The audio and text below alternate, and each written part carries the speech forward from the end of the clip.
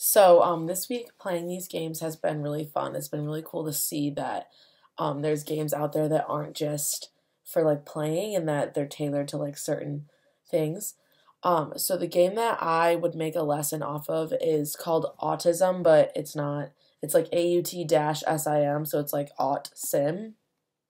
And the content area is basically like social emotional learning or inclusivity. I am a special education major, so this is something that's like a really big deal for me. And then grade level, this could be for any grade level. I would say like kindergarten through like fifth grade, really. I would say once you get in like middle school, it's probably a little bit too simplistic for them, but definitely anything in elementary school could play this game. My learning goals would be the first one is just understanding their peers with autism. And then the second one would be coming up with solutions. So just to make it measurable, come up with at least two solutions to help others with autism, or basically, in other words, how we could make our classroom a more inclusive environment if I was a gen ed teacher and if we had students in our class with autism or like any type of hypersensitivity. So basically, I would just teach them the definition of autism, maybe explain, we have these students in our class, obviously without the students in the class, and explain that we might not understand them sometimes because they think a little differently and their brain works a little differently than other people's brains do. So we're going to play this game to understand, like, kind of what goes through their heads. And then I would say, I want you to think of two things.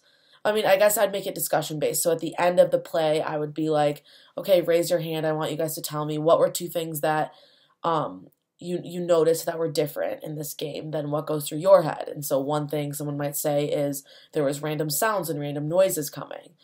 And then another person might say like it was randomly loud and randomly quiet, like just different like pitches. And then after we kind of generate a list of those, I would have everyone come up with solutions for if we had these students in our class or around our school, what we could do to help them and make it a little better for them. Hopefully solutions would include coming up with like a signal to be quieter or really anything else that they could think of. Maybe having like some kind of stimulation center in our classroom, or a signal that just means like we be silent for that couple minutes while the student is figuring it out.